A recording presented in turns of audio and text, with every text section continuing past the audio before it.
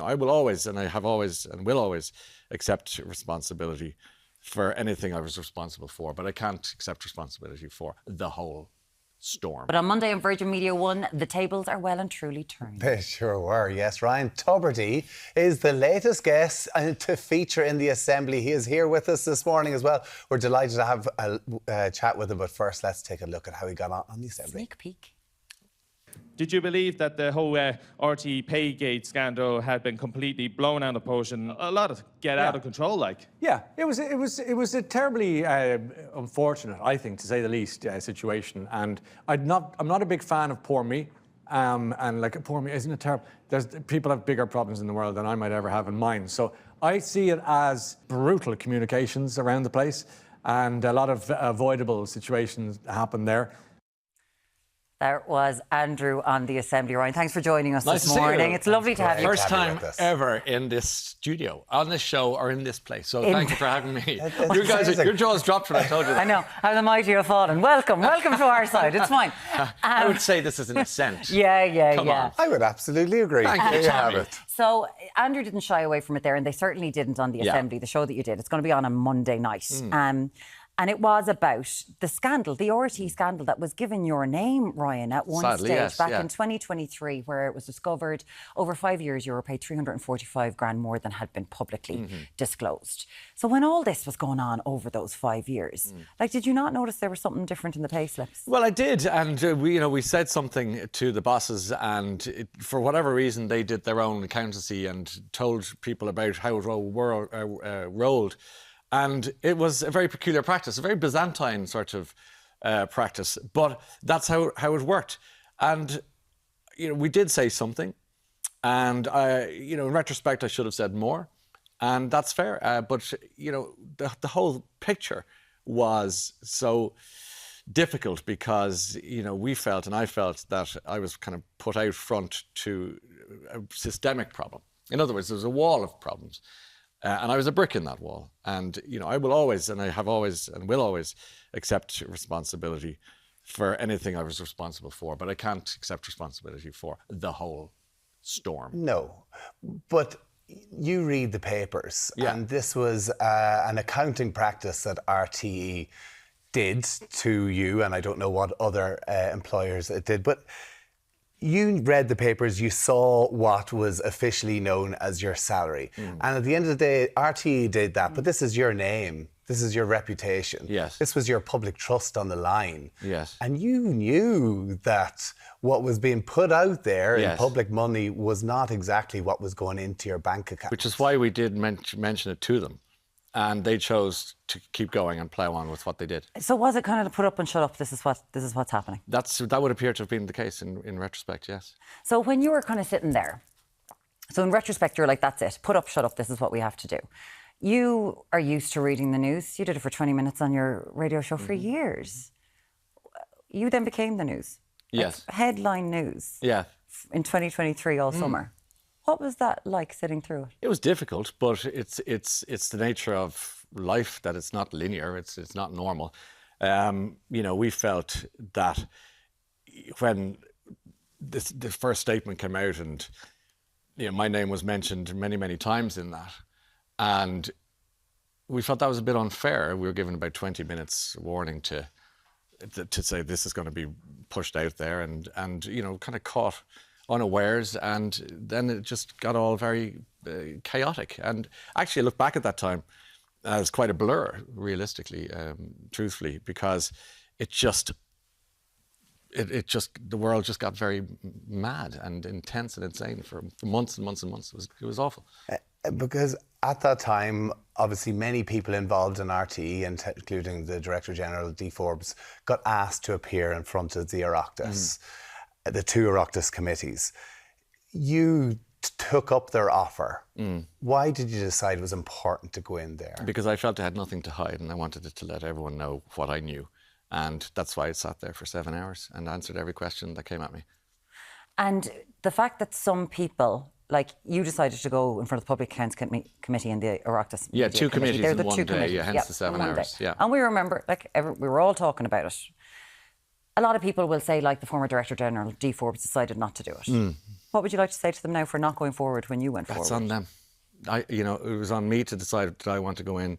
Myself and Noel went in and felt that was the right thing to do, and I don't regret that. And going in, though, when you're kind of sitting there and you're being asked questions by politicians in our Oireachtas account committee, when you're kind of acting as a private citizen who was getting taxpayers' money as your salary, what was it like in that moment? What was it like? Like, it must have been a sort of an outer body experience. It was quite surreal because you'd seen Oireachtas committees on TV and stuff like that on the news, but to be in there was very odd. But you got to remember then that, you were kind of being made out to be a bit villainous, and you've just gone from presenting this beautiful show, and suddenly you're now in the Oireachtas, which was just very, very peculiar. It was a peculiar experience, to say the least.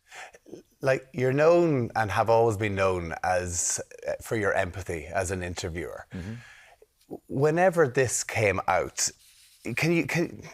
you got a lot of support from the Irish public around this. I know you've spoken about the letters and the people who have got in touch with you about, but there were a lot of people who felt very let down. Yeah. Like, can you understand? Yeah, I can. Why they were so angry? Yeah, of course I can. Yeah, I can, because it was a strange series of events, and like I said, Tommy, for whatever I did and had the responsibility to take, I took. But there were bigger problems, and I can see why people would be let down by that, but also by me. Of course I get that. I understand that entirely. During the 7 weeks from the first disclosure in June, I think it was the 22nd, of your pay setup, the arrangement, the barter account, Renault, all that kind of stuff, until the 17th of August that year. Those kind of 7 weeks, like we were sitting here, you're on the front of every paper almost every day. Yeah. Then it was announced that you would no longer be going back on air. Yes. On RT, a place that you had been since you were a teenager, and I'm assuming that you felt was like a second home for you. Yeah. It's the only place I knew, yeah. So on the 17th, can you remember that day, 17th of April, and what that felt like to be like, I'm not going back into RT? Was it the 17th of August, yeah. Yeah, I remember it well, yeah. I was out for a walk with Claire, and I got back to, we were in Connemara in the west of Ireland, and I got back to my phone and I saw about 17 missed calls from the Director General, and I thought, well, that's the end of that. I knew what that phone call was going to be. And we had a brief conversation, and I realised, okay, it looks like everything has changed. And I said, we need to go and have a pint. And we went down to Clifton. We had a pint, game of pool, and we talked it through. And we said, right, well, let's just fight on. Did you cry? A lot, yeah, of course. I mean, you'd be a peculiar person, wouldn't you, if you didn't, yeah. Like, how tough is that? Like, going for a pint... I'll tell you what, I've thought about this a lot for the last couple of years. And tough, and you're going to say, tough is... No, tough on you. Listen, everybody has all this stuff That's what I wanted to say. But tough on you. Like, this... But tough on me, people watching this have... You know this. People watching this they're going to crumble. They've got stuff going on, and they're going, I don't want to listen to this guy playing a violin. So, whatever happened to me, and I just can't get away from that, the fact that there are bigger problems. It was not nice. I didn't like it, but there is a huge interest in it. Do you know what I mean? There is a huge interest in it. Listen, I know that. I said I'd come and talk about the Assembly to different organisations, and people are fascinated by the RT thing, which I completely understand. Yeah. There was a mystique around it, really. Do you know, because Ryan, like I remember you always in my media landscape. You were always there, and it was fantastic. You seem to love what you do. So just that phone call with Kevin Backhurst. Yeah. That it was a very civilised phone call, I mean, we didn't agree with each other necessarily, but it wasn't, there was no shouting. It was very civilised, You would have liked to have gone back to your radio show, would you? I was on my way back. Yeah. Yeah, but they weren't convinced that the response to whichever vindication it was appropriate. So we had to agree to disagree on that. And actually, it's probably a blessing in that, because then I got to blow the doors open on another career that gets me to Bookshelf podcast, that gets me to Times Radio show, that gets me to a live, Bookshelf Absolutely. tour, and so on.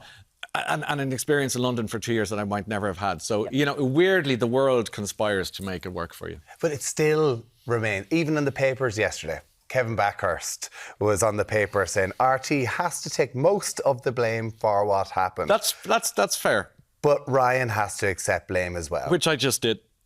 You know, I accept responsibility for what I was responsible for, which is fair. Is that why you paid back the 150,000? No, I paid that back because I made a promise at the Oireachtas that I'd pay it back if I didn't do the work. If you remember correctly, I had done work for this particular company. They had paid this particular sum in advance of work to be done. I said, if I don't do that work, the money goes back. Mm-hmm. I didn't do the work, the money went back. So there was no transactional situation there at all. None. It was just that was between me and my conscience and a promise I'd made to people at home. So when you were like, okay, I'm not going back to RTE. Yeah. And let's be honest, it was 2023. Do you know, I couldn't quite believe it yesterday when I was thinking that it was back in 2023. And I'm sure for you, as you said, things can be linear or they can be, you know, you can live in a Kurt Vonnegut world where it always feels like it's present. You end up leaving Ireland for London. And I know it's only over the water, but a big change for you. Well, it was. I never lived away from home, from Ireland, I should say, all my life. And then I was 50, kind of wandering through Kilburn thinking, crikey, how did that happen? So it was a very strange time. It wasn't a very nice time at the start. It was very strange because I was trying to reconfigure my DNA and my world, which eventually I did. And then I got back on the horse. Did it take you a while it took you a little while to reset in London? Yeah. Yeah. Of course it did. I mean, if you've ever lived, I was also trying to come to terms with everything that had happened. You know, I'd been this particular person at home here in Ireland, and then you go and suddenly you're rattling through London in a tube. They're bucking your hand going, what happened? You know, I don't understand. How did I end up here? It was all quite surreal. It was like a science fiction book or something. You know, it was really odd. And then I found myself in this workplace with these lovely people. I mean, they were always lovely where I worked in RTE, but I just needed change. I needed something else. This was in Virgin Radio with Chris Evans, who'd been Chris Evans essentially, you know, he took me in and said, I think you should come and work with us. We'd love you. You're like, look at you. You're the best in the business. He was so nice. And, you know, they said, yeah, we'd love you to come and work with us. So how could I say no? It was great. How did you find, because I know from a rugby point of view, stepping away, joining a new team, so intimidating. Yes. And you want to put your best foot forward. But I found it was the best thing that ever happened to me when I stepped away. Yeah. You were there for 2 years, but you've come back. Do you think it was how much has it helped you? It was critical. It was critical to go, and it was critical to go away. I needed just to be a ghost, which I was, and it was critical to work with different people in a different organisation, and to kind of learn to appreciate things a bit more. That is to say, things I might have taken for granted before. I came back a very different person. Yeah. Yeah. In a very good way. He stayed. He stayed. He was making Ask me more questions. Through that door. Ask me how I'm really feeling. Has stayed with us to chat more. Now, fair play to you. We've done an awful lot of chatting about what's going on. But when you did, we've gotten to, you know, London, the perspective that you had over there. And your fabulous now wife, Claire, who's a doctor, smart man. Yeah, she's brilliant. She's a clinical psychologist who... we have a lot of fun, you know, and she's so beautiful, and you know, she there she is. That's Omey Island right there. Yeah. Which anyone knows, that's a very special place to Claire. And then ultimately to me, I look like a goofball. She looks like something out of the movies. But during this whole time, you said in an interview with the Irish Times that you offered her an out because of everything that was going on. When we were in the middle of the storm, I said to her, look, you can go now, because I'm not much use to you. Do you know have you ever been in the horrors in your lives, both of you, where you go and people watching go, I don't know how much more of this I can take in terms of pressure. And I had my family and friends and people advising, and I had just lovely people around me. And then there was Claire in the middle of it all, and we were fairly fresh into my life at that point. And I said, I don't think I'm going to be much use to you as a human being at the moment for a while. So please feel free to take the door. just head, because I don't think it's fair that you'd have this and this. And she said something along the lines of, no, I kind of liked you before all this happened, but the way you're acting now and staying tough, kind of like you a bit more. And I went, okay. Well, I think this is going to work out. Yeah. And boy, did it work out. Did she ever say, jump on the couch, go on there, I'll psychoanalyze you? I didn't know where that was going. Yeah, exactly. But she's wearing steady. No, I don't know what happens here after dark. 9:30. I do not know what happens here after dark. The things this couch has seen, Oh, it's God, been help here us. for many a year. How important? Because I know where you're going. Sorry, I'm reducing. Well, the tone, having yeah. somebody like she's a doctor, she's a very, very intelligent Very smart, woman. yeah. How important funny. was that? Was she able to help you through? Yeah, but I didn't get, open free therapy sessions from her. You know what I mean? I wasn't kind of saying, can you give me a discount? Can I get mates rates? So I said, don't. I said, no, but she's one of those people who has a very natural ability to calm a situation, to empathize, and to, so yeah, there didn't have to be a sort of, no, let us talk about your psychological welfare. It was a very nice, easy way about things. And the wedding was the wedding fab? Yeah, it was really. Congratulations. It was great. Well, thank you. Yeah. We had a great time down in Clifton, and it was, I think, because some bits ended up online and that kind of thing, which initially I was like, and then went, actually, people were so lovely about it on the street, saying it looked really happy. I said, well, as if like it's a surprise. You looked happy at the wedding. I said, do you think so? How was yours, if you're saying that? But it was really joyful. And in fact, it was one of the most important days of my life, yeah. It looked amazing. It's a special time with family and friends. Yeah. Through this, is this a time where you find out who your real friends are? Is this a time we find out who your friends are? Yeah, because I know you were there, Look, I'll and tell you you what, looked so happy it just looked like a great time with the people who you trusted the most, which must be amazing. I've always had very good friends, and so clutch of my best friends I was in school with, so that's always a good sign. Yeah. When you have those, can I count my friends on my hand? Yes, I can, pretty much. And then I made a few new friends then in London. I can think. I remember, when the fan was being hit by the excrement. Very few people stood up to this. People like John Brennan in Kenmare said, "Wait a second," and Maya Dunphy and John Boyne and Billy Keane. Very nice people stood up and said, "Hang on a second, this is getting a bit out of control." And I'll never forget that kindness, because it took a bit of guts to do that.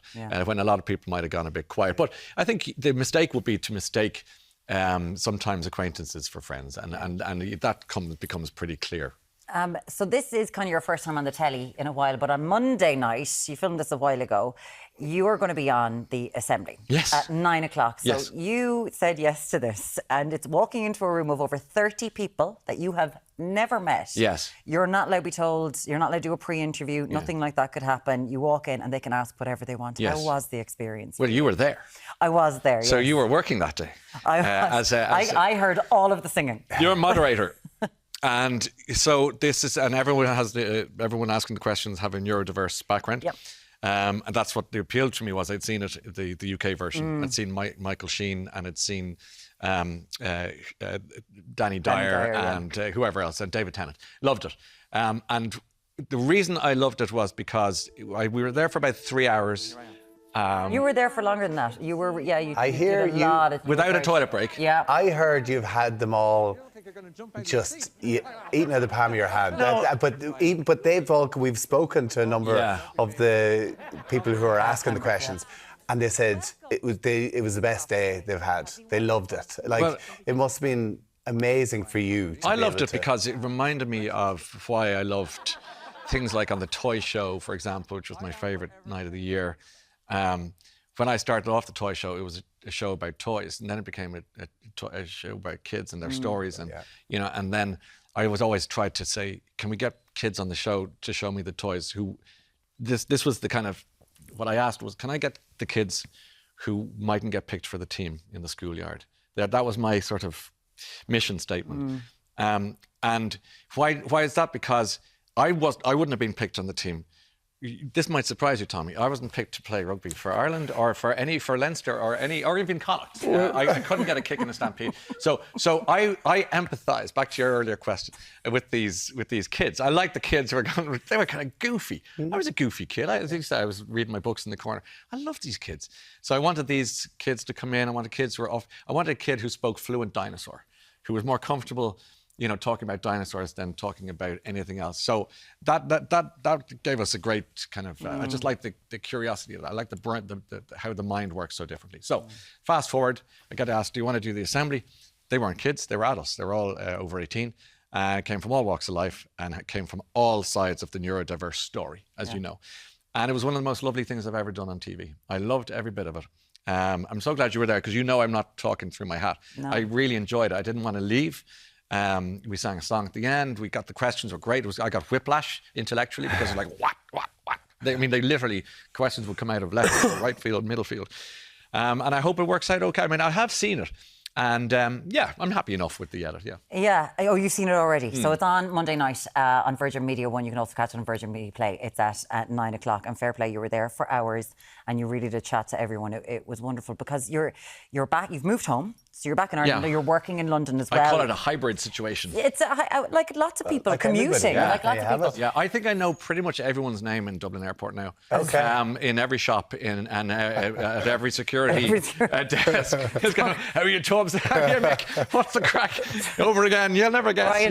Ryan talking about the passenger cap every 5 minutes. So when you're doing all this, you know, there's a new Times Radio show that you're going to be doing at the weekend. Just you're working for. That's just announced. Times Radio on a Sunday. So you download the Times Radio app and you'll listen in between 1 and 4, which is great because if people aren't interested in sport necessarily, they can listen to something that talks about books, movies, politics, UK politics, US politics. It's actually a dream slot for me. And you're on Onic as well in Ireland, the Onic network. So you're going to be doing a show on Sunday there. Mornings. That covers 4 channels in Ireland as well, and then a Bookshelf podcast. So the Bookshelf podcast, which was just the thing that, of course, Ryan Tubridy that was the obvious one, is a podcast about books. Yeah. You're doing a show, and we can't really talk because you sold out the Pavilion Theatre like that. You're doing live shows now. Looks like we're going to do. We might have some announcements in the next couple of days about where we'll take the show on the road, which is quite exciting. And it's a great little show because everyone always said to me, "I love the book recommendations. What should I read? What should I read?" I consider myself like a book doctor. Somebody comes and says, "What do you like?" I like crime. Okay, well, what sort of crime? Do you like Nordic crime? Do you like Irish crime? And the Irish writing scene at the moment is just magnificent. Whether it's John Banville or whether it's Neil Jordan or whether it's Liz Nugent or Andrea Mara, it's just amazing. It's so alive. And you interview these guys here. It's thriving. So the Bookshelf podcast itself gets the guest on. They talk about 3 books from their life, from their shelves: the book from their childhood, the book that brought them joy, the book that changed their life. And then, and this is one for you to play, the final question is, what is the name of the book that you've written about your life? What would you call it?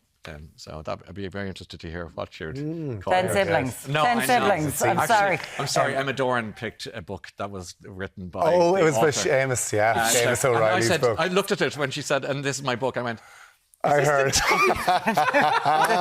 I'm sorry. It's the Tommy book. Following you to the grave. The grave, absolutely.